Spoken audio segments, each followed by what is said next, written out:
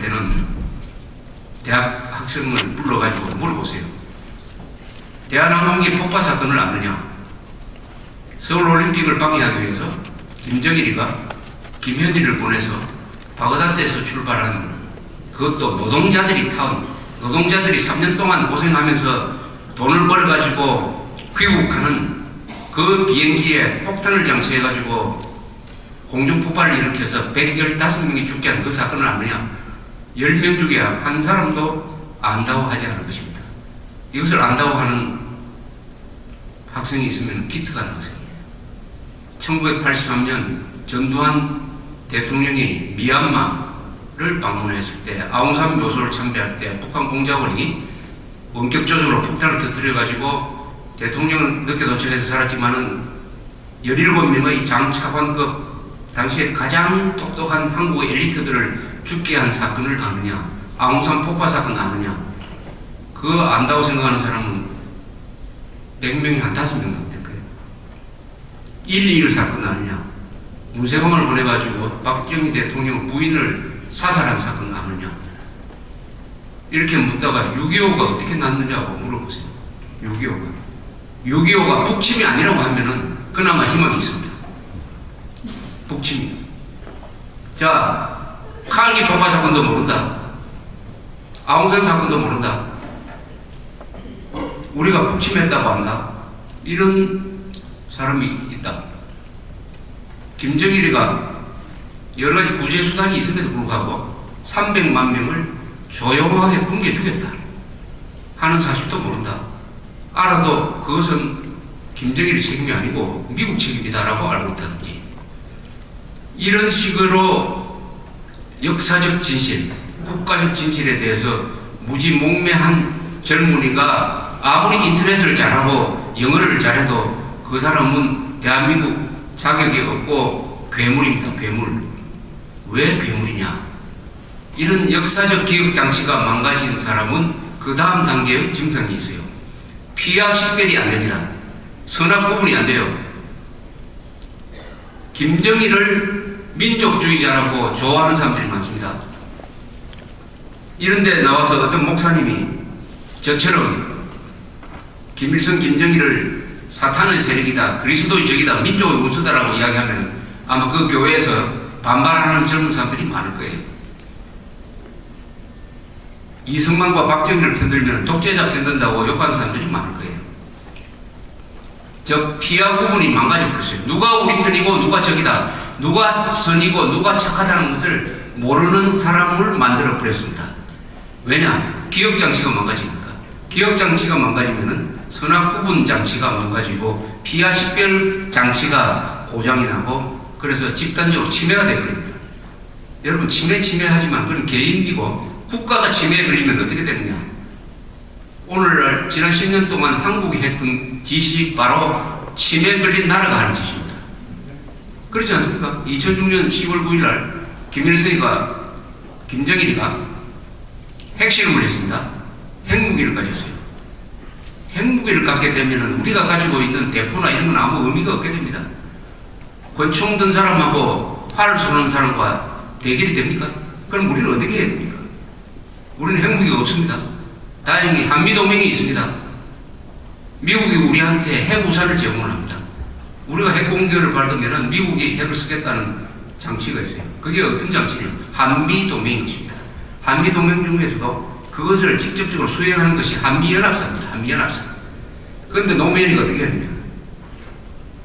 그 한미연합사를 강화를 해야 될 바로 그 시점입니다. 한미연합사 해체를 결정을 했습니다. 국민들이 반대를 무릅쓰고 전시작전권을 자기가 가져온다, 이런 거짓 선동을 해가지고 한미연합사 해체를 결정했습니다. 이게 두고두고 골칫거리예요. 즉, 살인강도가 권총을 들고 들어올 때 형사가 권총을 뽑으려고 하는데 노무현이라는 사람이 와가지고 형사가 뽑으려고 하는 권총을 그냥 뺏어 가버렸어요. 그래서 지금은 어떻게 됩니까? 이런 일들을 왜 일어나느냐? 바로 나라가 집단 침해 증상에 걸렸기 때문에. 그렇게 해놓고도 그것이 통하는 거짓이 통하는, 선동이 통하는 사회가 되어버렸습니다. 이런 나라가, 이런 개인이, 이런 조직이, 이런 교회가 아무리 잘 살고, 아무리 건물을 크게 짓고, 아무리 올림픽에서 금메달을 따더라도 과연 하나님의 축복을 받겠느냐 하는 데 대한 통렬한 반성이 있어야 될 것이고, 그것을 재건하는 것은, 그 치료하는 것은 어디서 출발하느냐? 진실을 다시 우리가 회복하는 것이죠. 진실을 회복하는 것입니다. 무슨 진실이냐? 그것은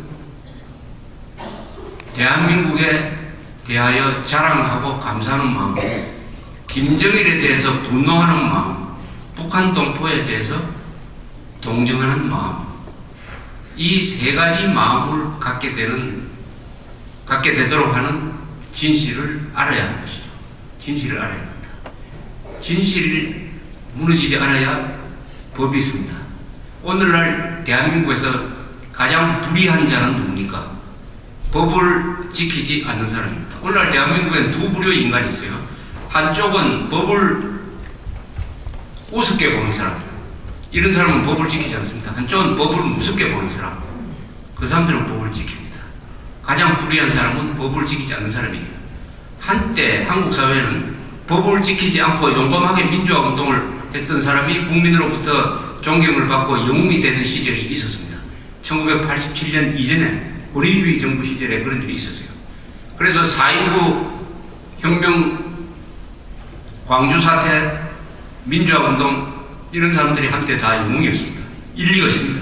그러나 87년에 개헌을 하고 노태우 정부 시절에 민주화를 하기 시작한부터는 법을 지켜야 할 의무가 더 확실해졌습니다. 이제는 법을 안 지키는 데 대한 변명은 들어줄 필요가 없어요. 그렇다면 오늘날의 기독교인은 뭐냐? 법을 지키는 사람이 됩니다. 또 법을 깨는 사람을 비판하는 사람이 되어야 됩니다. 자유는 절대로 공짜로 지켜지지 않습니다. 법이 있어야 자유가 지켜집니다. 자유만 누리겠다고 하면은 법은 무너지게 돼 있어요. 자유와 법이 같이 있어야 됩니다. 그래서 진실, 정의, 자유 아닙니까? 영어도 똑같아요. justice 하면 정의지만 또한 법이란 뜻으로도 쓰입니다. 법이 정의고 정의가 법인 사회를 우리는 지금 만들어야 됩니다. 만들 수가 있습니다. 그러나 지금 친북 좌익 세력들을 중심으로 해가지고 법을 계속 깨고 있고, 그게 방송이 그것을 격려 고무하고 여기에 일부 정치인들이 참여해가지고 작년 촛불 난동 시위를 만들었습니다. 오늘날 한국에서 선과 악을 나눈다면 작년 촛불 난동을 선동하고 거기에 참여했던 사람들은 악의 편입니다. 거짓의 편이에요. 저 사람들은 약화시키고 교육을 해야 될 대상입니다. 우리 주변에 한번 알아보세요. 누가 촛불 난동 시위 때 연고차 끌고 같은 사람 누가 있는지 한번 살펴보시고, 있으면은 특별한 지도가 필요할 겁니다. 특별한 지도. 책도 사가지고 좀 건네주시고 해가지고 그 사람들은 장기적으로 교육을 시켜야 됩니다. 부끄러움을 알게 해요. 부끄러움을. 공산주의에 물들면은 몇 가지 인간적인 특성이 생기게 됩니다. 첫째는 거짓말을 자랑스럽게 합니다. 거짓말. 양심이 마비됩니다. 그리고 살인을 하게 돼요. 살인을. 우리나라는 신라가 상통이라는 이후에 단일 민족으로서 1300년 동안 살아오는 과정에서 아주 특이한 장점을 하나 가지고 있습니다. 종교가 달라도 종교인들끼리 서로 싸우지 않았어요. 그래서 종교적 학살이 없습니다. 유럽은 어떻습니까? 신교, 구교가 대결할 때 얼마나 전쟁을 많이 했는지 1618년에서 1648년 사이에 독일을 중심으로 30년 전쟁이 일어났는데, 이 전쟁 때문에 독일 인구의 3분의 1이 죽었습니다. 3분의 1. 그것도 신교와 구교가 싸워서 이렇게 됐습니다. 그것이 우리나라는 없어요. 그런데 45년 이후에 공산주의가 한국에 들어오면서부터 아들이 아버지를 고발하고 이웃을 죽이고 하는 이 광란의 학살극이 한반도에서 벌어졌습니다.